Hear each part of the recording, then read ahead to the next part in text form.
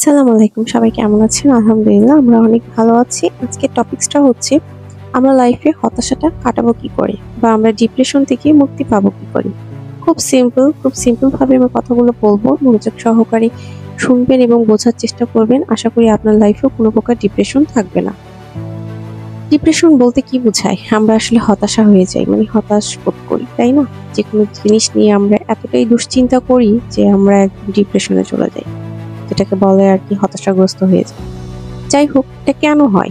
আমরা ম্যাক্সিমাম কারণটা হচ্ছে, দেখুন, আমরা যখন ফিউচারের কথা ভাবি তখন একটা ডিপ্রেশনে চলে যাই, আবার আমরা যখন পাস্টের কথা ভাবি তখনও ডিপ্রেশনে চলে যাই। আমার কথাটা হয়তো বুঝতে পারলাম না। অনেকেই দেখুন আমরা পাস্টের কথা চিন্তা করে অনেক কষ্ট পাই, বা পাস্টের ভালো মন্দ যে কোনো কিছু চিন্তা করে দেখা যাচ্ছে খারাপ লাগে, দেখা যাচ্ছে ভালো মুহূর্তগুলোকে মিস করি, তারপর হচ্ছে আবার খারাপ যে মুহূর্তগুলো সেগুলোর জন্য আফসোস করি, বা এটা কেন হলো, জীবনে কিসের জন্য হলো, এরকম নাও হতে পারতো, এসব চিন্তা করে আসলে আমরা অলরেডি ডিপ্রেশনে চলে যাই। তা আমাদের উচিত পাস্টের কথা একদম চিন্তা না করা।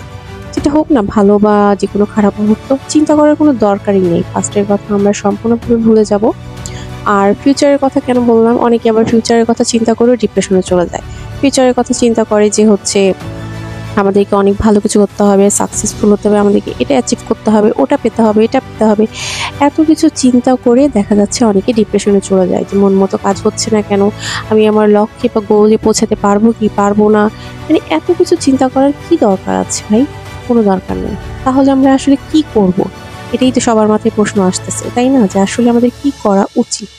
আমাদের বর্তমানে থাকা উচিত। বর্তমানে আমরা যে অবস্থাতেই আছি না কেন, সেই অবস্থাতেই অবশ্যই সৃষ্টিকর্তাকে থ্যাঙ্কস জানানো উচিত। এখন ভাবতেছেন কি বলে থ্যাঙ্কস জানাবো?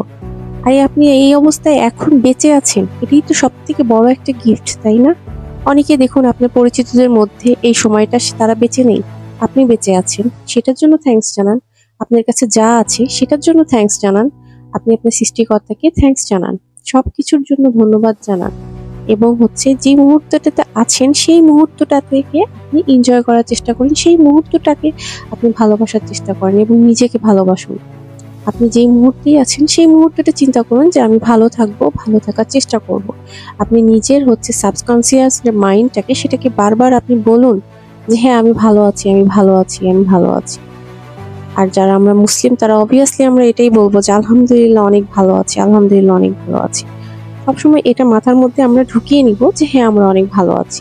আর আপনি কি জানেন, আমাদের ব্রেন কিন্তু এত কিছু চিন্তা করে না, আমরা যেটা বলি সেটাই ব্রেন বিশ্বাস করে। আপনি যখন যে মুহূর্তটা আছেন, হোক না যত সমস্যা যত কিছু, এত কিছু চিন্তা করার দরকারই নেই।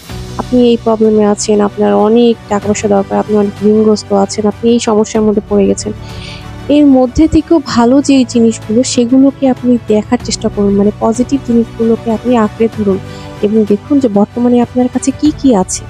তার জন্য আপনি আপনার সৃষ্টিকর্তার কাছে থ্যাঙ্কস জানান বা ধন্যবাদ জানান বা শুকরিয়া আদায় করুন।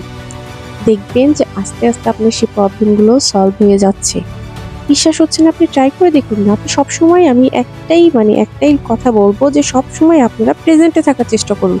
না আমরা কোনো পাস্ট নিয়ে চিন্তা করব, না ফিউচার নিয়ে চিন্তা করব। সবসময় আমরা প্রেজেন্টে থাকবো এবং প্রেজেন্টে আমরা যে মুহূর্তে আছি সেই মুহূর্তটাকে ভালো করার চেষ্টা করব, বা সেই মুহূর্তে আমরা নিজেরা ভালো থাকবো। দেন আমাদের লাইফের কোনো ডিপ্রেশনই থাকবে না। যাই হোক, আশা করি ভিডিওটি অনেক উপকৃত হবেন। কেমন লাগলো অবশ্যই জানাবেন, আর কমেন্টে জানাবেন। আর আমার চ্যানেলটা সাবস্ক্রাইব করে আমার পাশেই থাকবেন। সবাই ভালো থাকবেন, সুস্থ থাকবেন। নেক্সট ভিডিওর জন্য ওয়েট করবেন। আল্লাহ হাফেজ।